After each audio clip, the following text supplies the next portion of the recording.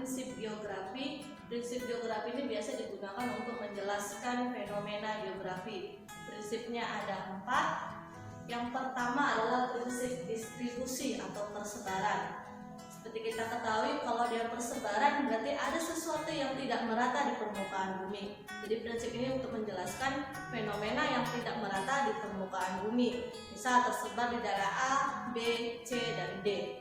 Berarti adanya sesuatu fenomena yang tidak merata. Kita sebagai contoh, pertambangan batu bara terbanyak terdapat di daerah Kalimantan dan Sumatera. Berarti harus kita ketahui bahwa batu bara itu tidak ada di seluruh Indonesia. Yang paling banyak itu hanya di Pulau Kalimantan dan Pulau Sumatera. Berarti dibahas dengan menggunakan prinsip persebaran atau distribusi. Yang kedua adalah prinsip interrelasi. Interrelasi berarti kalian akan menghubungkan atau mengaitkan antara satu gejala dengan gejala lainnya. Berarti ada hubungan dari daerah A dengan daerah B.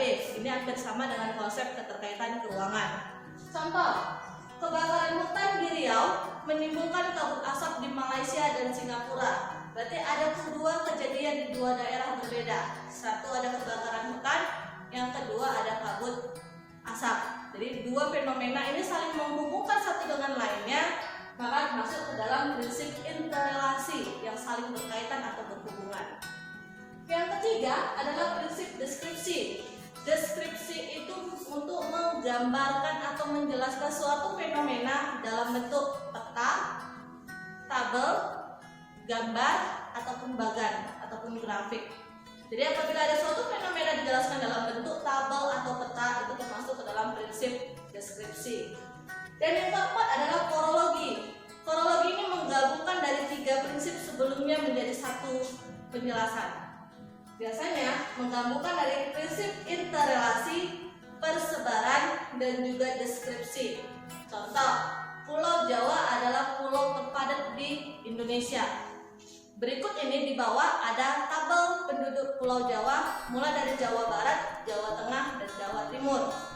Kemudian karena padatnya penduduk di Pulau Jawa, maka tingkat penganggurannya itu cukup tinggi sehingga memicu tingkat kriminalitas yang tinggi. Jadi fenomena tersebut akan dibahas dengan menggunakan prinsip korologi. Jadi itulah 4 prinsip yang terdapat di geografi. Ini adalah tentang pendekatan geografi. Kita ketahui kalau pendekatan geografi ini adalah yang membedakan antara geografi dengan bidang studi ilmu lainnya. Jadi tergantung pada objek formal. Objek formal itu dibahas dengan pendekatan. Bagaimana geografi membahas atau melakukan pendekatan melalui masalah-masalah yang ditemukan di lapangan. Pendekatan geografi akan kita bagi 3. Yang pertama adalah pendekatan keuangan atau pendekatan analisis keuangan. Analisis keuangan berarti mengacu bahwa setiap masalah itu akan dibahas melihat aspek ruang sebagai sebuah objek. Jadi kita lihat suatu ruang atau suatu wilayah atau suatu daerah itu berdasarkan pendekatan keuangan. Contoh, kita ketahui bahwa kota Jakarta sering terjadi banjir. Kenapa bisa terjadi banjir di Jakarta? Yang pertama mungkin disebabkan oleh pola pemukiman penduduk yang tidak beraturan, kurangnya ruang terbuka hijau, sistem drainase yang buruk sehingga menyebabkan kota Jakarta itu identik dengan kota banjir. Jadi itu semua dibahas dengan pendekatan keuangan. Jadi melalui strukturnya, polanya, dan prosesnya. Yang kedua adalah pendekatan ekologis. Pendekatan ekologis itu adalah pendekatan yang mengacu terhadap lingkungan atau kelingkungan, atau biasa juga disebut sebagai pendekatan analisis kelingkungan. Pendekatan ini mengacu pada lingkungan atau sebuah ekosistem sebagai sebuah objek, di mana di dalamnya akan mempelajari hubungan antara manusia dengan lingkungannya. Jadi bagaimana tindakan-tindakan manusia itu mempengaruhi lingkungan di sekitarnya, maka dibahas dengan menggunakan pendekatan ekologis. Contoh, masalah polusi sampah. Jadi tindakan manusia yang membuang sampah sembarangan di sungai atau diletak di jalan-jalan atau di hutan akan mengakibatkan polusi. Polusi nanti akan mengakibatkan selanjutnya akan mengakibatkan kerusakan tanah, menumpuknya plastik, bahkan mengganggu hewan di sekitarnya atau habitat ekosistem pada dasarnya. Jadi sehingga masalah tersebut akan dibahas dengan menggunakan pendekatan ekologis. Yang ketiga adalah pendekatan kompleks keuangan.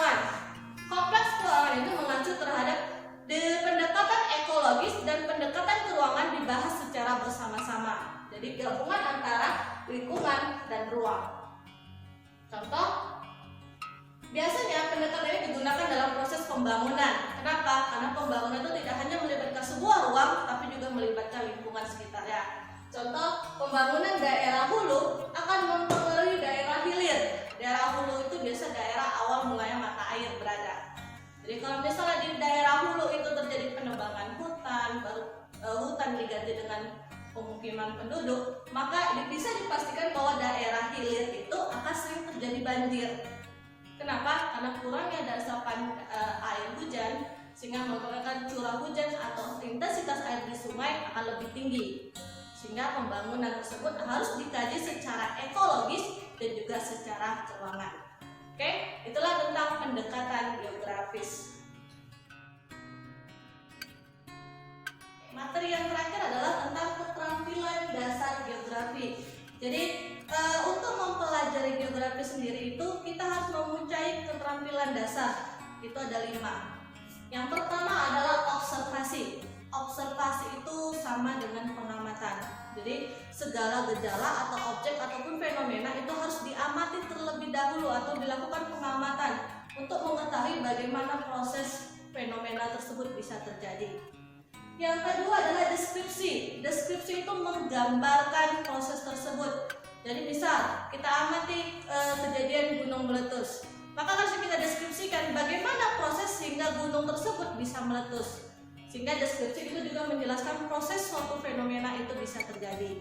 Kemudian yang ketiga ada klasifikasi. Klasifikasi itu mengelompokkan suatu fenomena terhadap kelompok-kelompok fenomena. Contoh, kalau kita bicara soal badai, curah hujan tinggi, angin puting beliung, maka kita akan mengelompokkan itu ke dalam lapisan atmosfer. Tapi kalau kita bicara soal gempa bumi, gunung meletus, tsunami, maka itu akan dikelompokkan ke dalam litosfer. Jadi perlunya klasifikasi.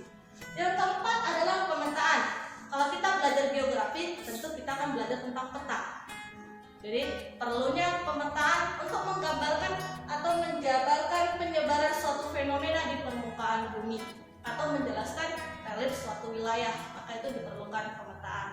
Dan yang terakhir, analisis. Jadi setiap segala fenomena atau kejadian yang terjadi dari permukaan bumi perlu dianalisis bagaimana pengaruhnya, bagaimana dampaknya. Maka dari analisis itulah juga bisa kita pakai prinsip 5W 1H. What, where, who, why, when, dan how. Oke, jadi itulah keterampilan dasar geografi: observasi, deskripsi, klasifikasi, pemetaan, dan analisis. Oke, sekian materi kita kali ini dan terima kasih.